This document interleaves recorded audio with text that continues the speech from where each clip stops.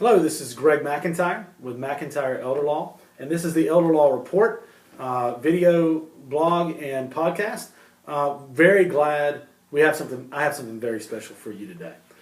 Something that's very near and dear to my heart, as well as just goes right along with what we've been really focusing on lately, which is veterans.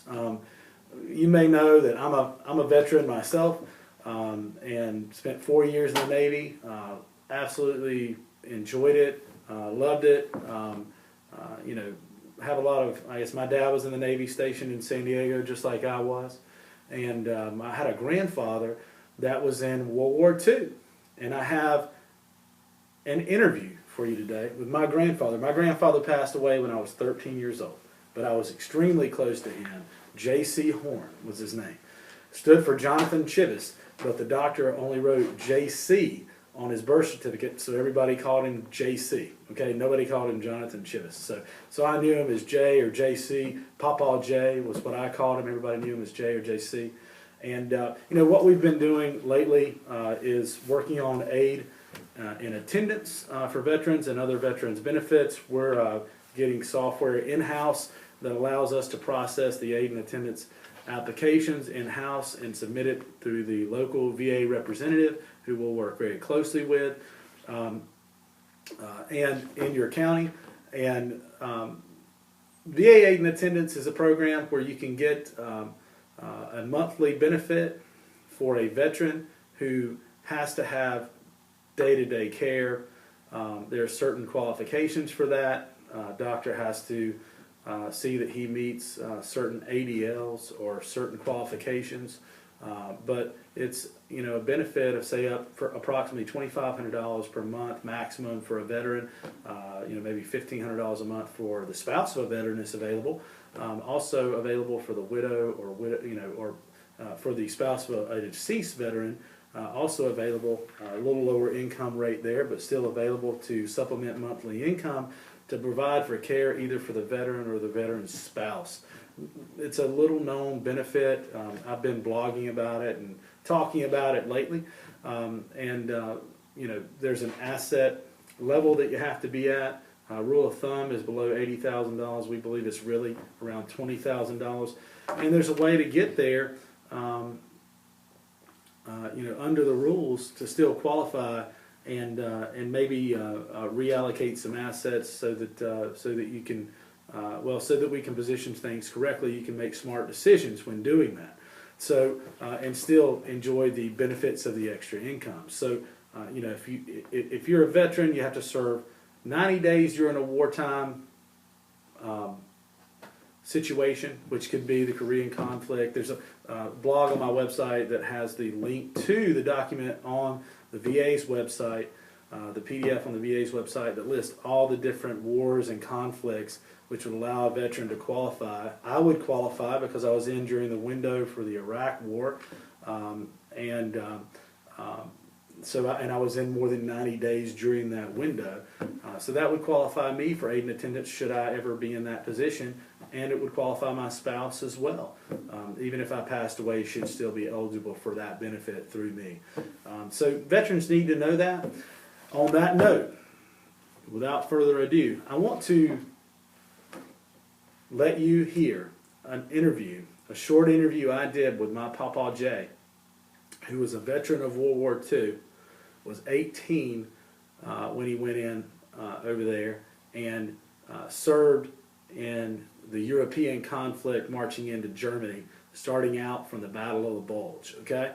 And he was a machine gunner. He used the World War I machine gun that fired a 30 caliber bullet that was slower, he says, than the German machine guns, would fire slower in succession of rounds, but was extremely accurate. And you'll hear him say you could drop one in their pocket, okay?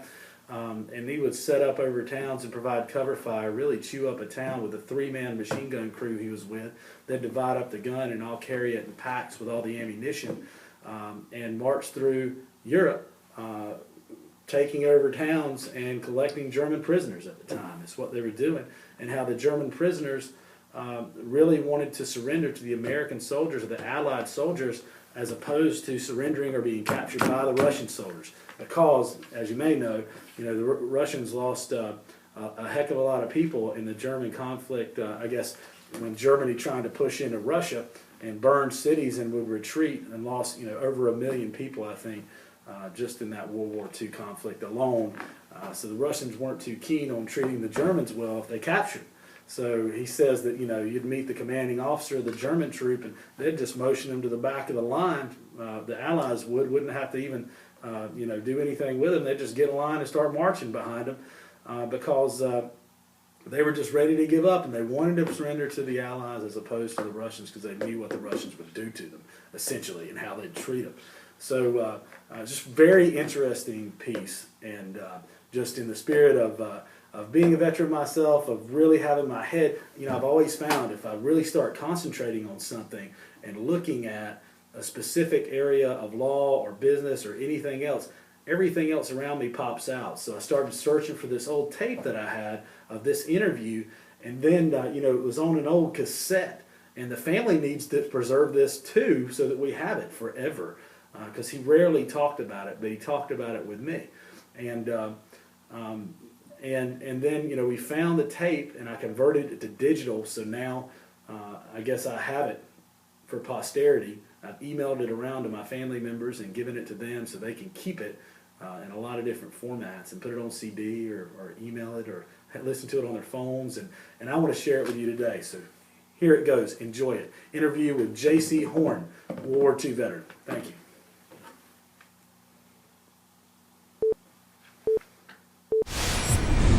It was December the 7th, 1941 on a Sunday morning.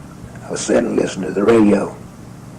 They broke in and said Pearl Harbor had been bombed by the Japanese.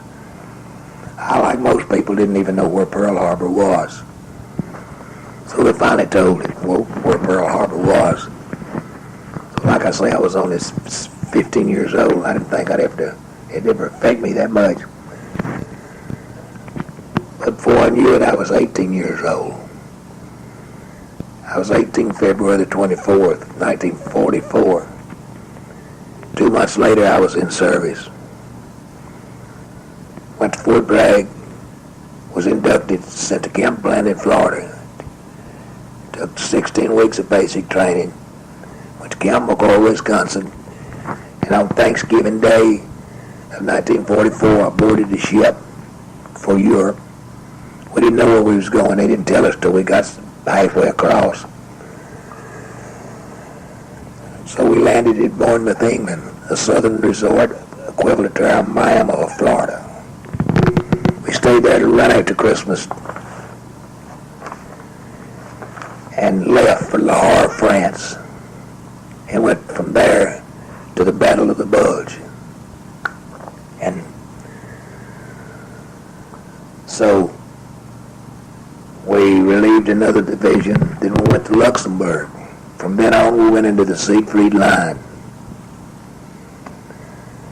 And about March, they started letting guys one at a time in the company get a pass right off the front lines. You had a choice of Brussels, Paris, or London. So I took 4 days in Paris and had to go right back on the front lines again. So at that time, the war was winding down. The still war was going on by that time, but it wasn't that severe. And we started taking a lot of prisoners everywhere we went. We knew it wouldn't be long till the war would be over then. And the war was over a little later in April.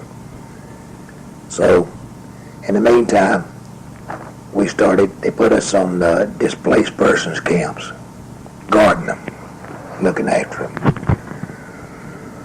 Well, we did that for about a month. Then, to my disbelief, they said we were going home. We were waiting to go to the Pacific. In the meantime, they dropped an atomic bomb in the Pacific.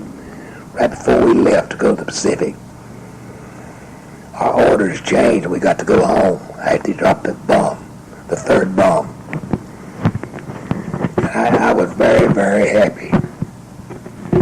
And I got home, and I was about the happiest person in the world, I guess. I knew a little later I'd be getting a discharge.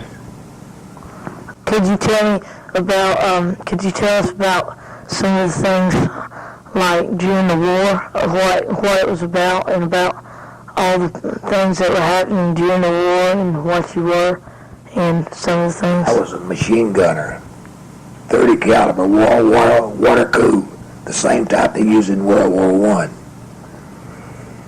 It didn't fire as fast as a German machine gun, but it was very accurate.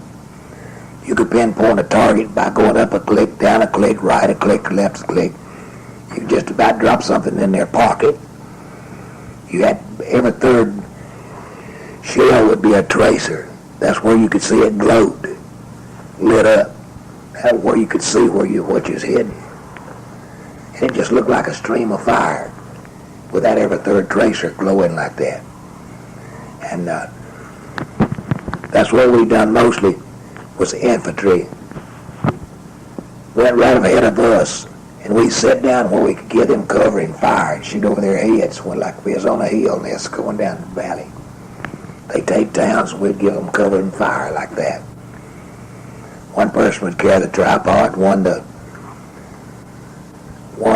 ammo you strapped on your back with a board with straps on it, and the ammo was on it. 2 cases of ammo was on it, and the other one carried the machine gun.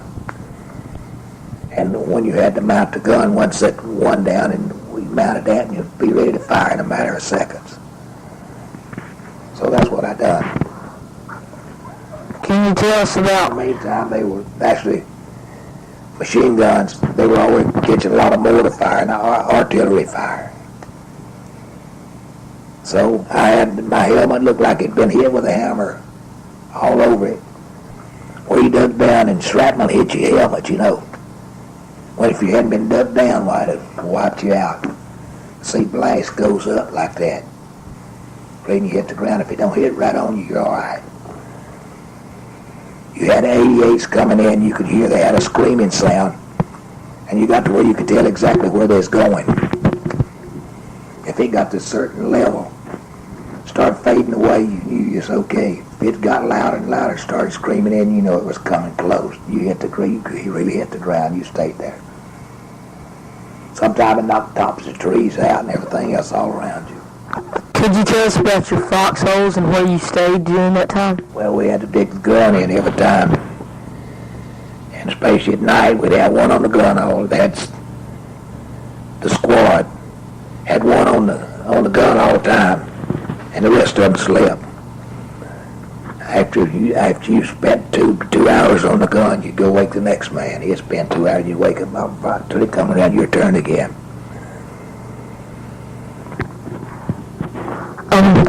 Let's see, could you tell us some,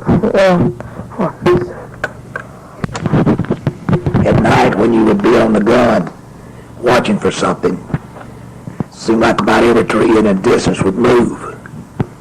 You'd think it might be somebody. It seemed like you'd go watching that tree and it seemed like it'd move. Near the end of the war, when we knew it was about over, it wasn't over. But we have met hundreds of German troops lined up with their commanding officer in front, walking right toward us to give up. We just motioned them on to the rear. We didn't have time to fool with them. Most of the time the commander would be a general or something. They didn't want to be captured by the Russians. What would the Russians have done to them probably? They treated them very, very mean for the simple reason the Germans treated them that way. So they were very afraid of the Russians. They knew they'd take their anger out on them, reprise them.